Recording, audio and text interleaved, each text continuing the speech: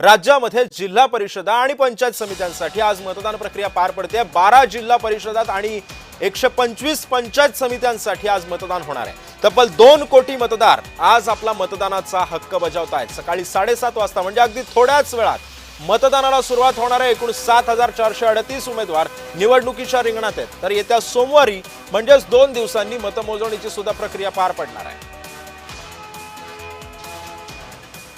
त्यामुळे 7:30 वाजता अर्धा तास उरलेला आहे आणि या अर्ध्या तासात मतदानाला सुरुवात होते। आपण आज पाहतोय कुठे मतदान होणार आहे। ZP 12 जागा 731 उमेदवार आहेत 2624। पंचायत समित्या 125 आहेत, जागा आहेत 1462 आणि उमेदवार आहेत 4814।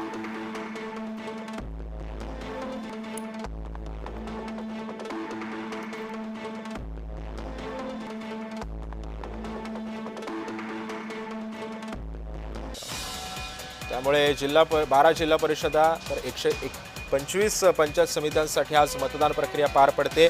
सध्या प्रत्येक मतदार हा मतदान केंद्राबाहेर रांगा लावतानाचं चित्र काही मतदान केंद्रांवरती पाहायला मिळतंय। अर्ध्या तासात म्हणजे 7:30 वाजता या मतदान प्रक्रियेला सुरुवात होईल आणि येत्या सोमवारी म्हणजे 9 तारखेला मतमोजणी सुद्धा पार पडणार। त्यामुळे या पंचायत समित्या आणि जिल्हा परिषदांवरती कुठला पक्ष आपली सत्ता कायम ठेवतं आणि कुठल्या पक्षाची सत्ता येते हे सुद्धा पाहणं महत्त्वाचं ठरणार आहे। एकूण 7438 उमेदवार रिंगणामध्ये आहेत। प्रत्येक जण आपापलं नशीब आजमावण्यासाठी या ठिकाणी प्रयत्न करतोय। त्यामुळे कितपत यश या उमेदवारांना मिळतं हे सुद्धा पाहणं तितकंच महत्त्वाचं ठरणार आहे। 12 जिल्हा परिषदा आणि 125 पंचायत समित्यांसाठी आज मतदान प्रक्रिया पार पडते। तब्बल 2 कोटी मतदार हे आपला मतदानाचा हक्क बजावतायत। 12 जिल्हा परिषदा 125 पंचायत समित्यांसाठी आज मतदान प्रक्रिया पार पडते। अगदी थोड्याच वेळात मतदान सुरू होणार आहे।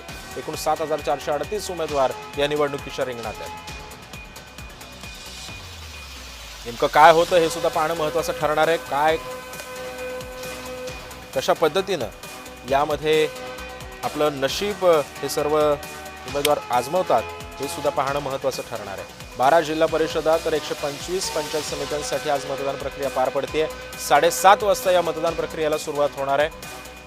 मतदार मतदान केंद्राबाहेर रांगा लावतानाचं चित्र सुद्धा आपल्याला पाहायला मिळतंय। राज्यातील जिल्हा परिषदा पंचायत समित्यांसाठी आज मतदान प्रक्रिया पार पडते। कोणत्या पक्षाची सत्ता जिल्हा परिषदांवरती कायम राहणार हे सुद्धा पाहणं महत्त्वाचं ठरणार आहे।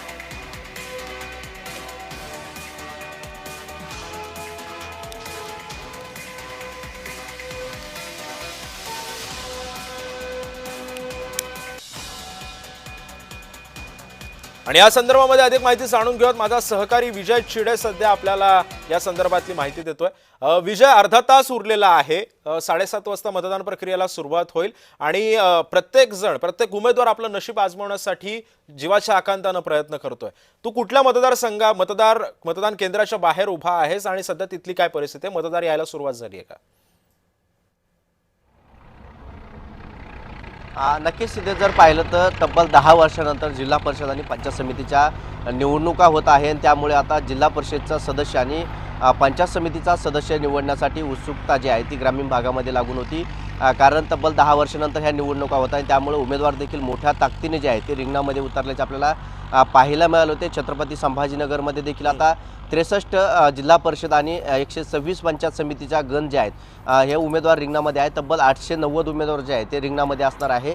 यासाठी प्रशासनाकडून देखील बंदोबस्त जो आहे तो ठेवण्यात आला आहे। जिल्हाभरामध्ये तब्बल 2900 मतदान यंत्र जे आहे ते देखील ठेवण्यात आलेले आहे। त्याचबरोबर प्रशासनाची पोलिसांचा देखील बंदोबस्त जो आहे तो आहे। त्याचबरोबर निवडणूक अधिकारी मिळून संपूर्ण स्टाफ जो आहे तो 10,000च्या आसपास स्टाफ जो आहे तो जिल्हाभरामध्ये असणार आहे। जिल्ह्यातील 2900 ठिकाणी जे आहे ते मतदान जे आहे ते प्रक्रिया पार पडणार आहे। त्यामुळे जर पाहिलं तर मतदानामध्ये मोठा उत्साह जो असणार आहे आणि प्रत्येक नागरिक हा मतदान करण्यासाठी घराबाहेर निघणार आहे। कारण मोठ्या कालावधीनंतर जे आहे ते त्यांना जिल्हा परिषद पंचायत समितीसाठी मतदान करण्याचा हक्क मिळणार आहे. त्यामुळे आता त्यांची उत्सुकता देखील वाढणार आहे.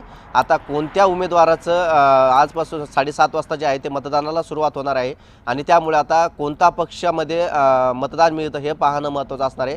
कारण छत्रपती संभाजीनगरमध्ये जर पाहिलं तर महायुती आणि महाविकास आघाडी या दोन्ही स्वतंत्र लढत आहे. महायुतीतील पक्ष जर पाहिलं भाजप, शिवसेना आणि राष्ट्रवादी काँग्रेस हे पक्ष जे आहे ते स्वतंत्रपणे निवडणुकीच्या रिंगणात आहे. अनेक ठिकाणी त्यांच्याच विरोधात त्यांचेच उमेदवार जे आहे ते असल्याचे पाहायला मिळत आहे. त्याचबरोबर महाविकास आघाडी जी आहे ती युतीमध्ये लढत असल्याचे छत्रपती संभाजीनगरमध्ये पाहायला मिळत आहे. त्यामुळे संपूर्ण जागेवरती चुरशीची लढत जी आहे ती या ठिकाणी असणार आहे. त्याचबरोबर अनेक नेत्यांची प्रतिष्ठा या जिल्हा परिषदमध्ये पणाला लागल्याची पाहायला मिळते. खासदार संदीपा भुमरे असतील, आमदार विलास भुमरे असतील, त्याचबरोबर जर पाहायला गेलं तर माजी मंत्री अब्दुल सत्तार जे आहेत ते देखील या निवडणुकीच्या रिंगणामध्ये त्यांचा मुलगा त्यांनी आंबई सर्कलमधून उतरवलेला आहे. अनुराधा चव्हाण जे आहेत त्यांच्या देखील पुतण्या जे आहेत ते निवडणुकीच्या रिंगणात आहे. माजी आमदारांच्या काही 2 आमदारांच्या पत्न्या ज्या आहेत त्या देखील निवडणुकीच्या रिंगणामध्ये. त्यामुळे ही निवडणूक जी आहे ती चुरशीची ठरणार आहे. थोड्या वेळामध्ये मतदान प्रक्रियेला सुरुवात होणार आहे. सिद्धेश, नक्कीच. विजय, आता आपण जर एकंदरीत या राज्याच्या राजकारणाचा जर अभ्यास करायचा झाला तर गेल्या काही दिवसांमध्ये फार घडामोडी घडून गेल्यात. येत्या मागच्या 28 तारखेला अजित पवारांचं निधन झालं. राष्ट्रवादीनं नंतर प्रचार करण्यास सुद्धा मनाई केली. प्रचाराला उतरले नाहीत राष्ट्रवादीचे नेते फारसे. भाजपनं सुद्धा देवेंद्र फडणवीसांनी आपल्या सभा रद्द केल्या.